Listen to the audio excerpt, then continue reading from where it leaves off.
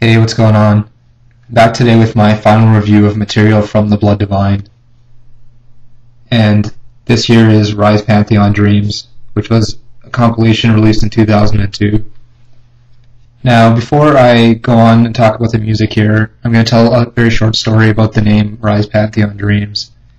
As you may know, if you're a fan of this band, singer Darren White was originally the lead vocalist for Anathema. And after Anathema had released their first full-length album titled Serenades, they actually planned to make a follow-up called Rise Pantheon Dreams. Now, around that time, unfortunately, Darren White was kicked out of that band and went on to form the Blood Divine. The name Rise Pantheon Dreams went unused by Anathema, who later renamed their new album The Silent Enigma. So this name actually has quite a legacy tied to it, and it's sort of interesting to see it coming over from the Anathema sort of story and legacy. Now, I'm going to briefly describe what you get with this particular release. This is obviously a compilation, and it contains a number of tracks from the two Blood Divine albums called Awakened and Mystica, released I believe in 1996 and 1997 respectively. Now, in addition to that, there are a number of tracks that were either unreleased or limited to bonus tracks, which I'll talk about more in detail later on in this review, and also a couple of live cuts here that were really sort of unreleased up to this point as well, even though they are of songs that are previously available on full-length albums. Now, let's talk about the song selection briefly here. What you may notice at first is that the balance between the first and second albums in terms of song selection is not maybe as well done as I would have liked. If you go through and count the tracks, actually, you notice that only really 3 songs from Awaken make it onto this release, not including the bonus track I Will Bleed. And those songs are Oriole, Wilderness, and So Serene. Mind you, those are 3 of the better songs definitely on that particular release. And you'll sort of notice throughout this compilation that there are no really bad songs on here, even songs that are maybe subpar compared to other Blood Divine tracks. Like, my least favorite songs, even though there are very few of them from this particular band, don't really make an appearance on here, such as the song Artemis and a few others there, which I kind of liked, but at the same time, I wish they really would have put more songs from Awaken onto here. Some of my favorites are missing in particular, such as Moonlight Adorns. I absolutely love that track, and I wish they would have put it on here. Another song I really like that I think is actually one of the fan favorites that didn't make it onto here either is Warm Summer Rain. And you notice that out of the songs selected from Mystica, they tend to pick the more melodic and sort of smoother tracks on here, such as The Passion Reigns, Leaving Me Helpless, Sensual Ecstasy. I mean, I really enjoy those songs, and they're well done material, and there's nothing wrong about those songs or wrong with them. But there's a couple of standout tracks as well that I think they would have benefited from putting on this particular compilation. And the 2 that I have in mind, particularly from Mystica, are Fear of a Lonely World and Prayer, some of their most epic and memorable material in my opinion. And that's not to say that the song selection on here is bad. I just, maybe if I made this I would have picked it a little bit differently. I'm not going to talk too much about the pre-existing material.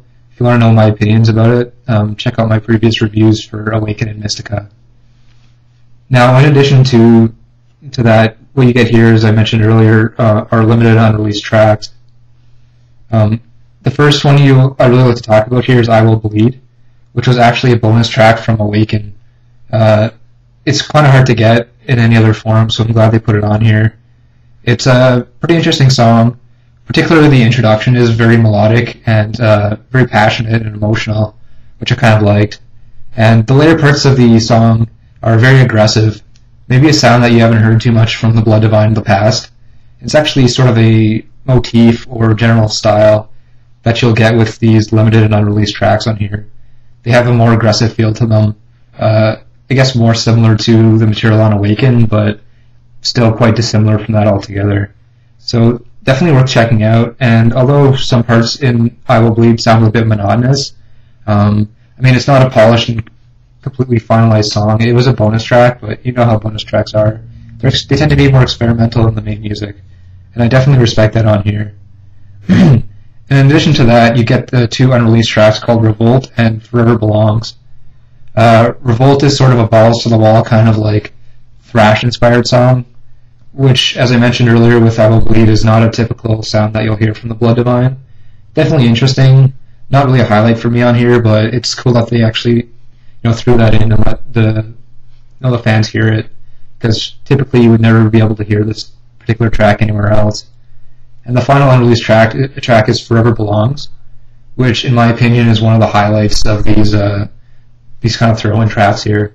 It's melodic, it's heavy, it flows really well, and I really have no gripes with it. It's a great altogether track, and it deserves a spot even on a full-length album, say, from this band.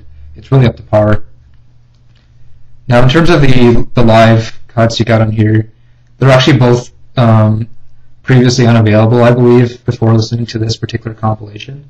And those releases are Crazy Horses, which is a cover of the classic Osmond song, and a live cut of Oriole, which you can hear like the studio version of both on here and actually on Awaken.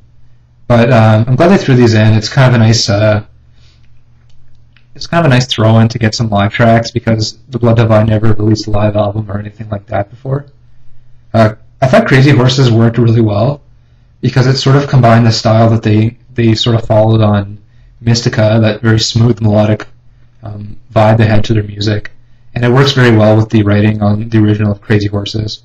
They definitely put their own spin and their own flavor on it. And Oriole, it's a classic song.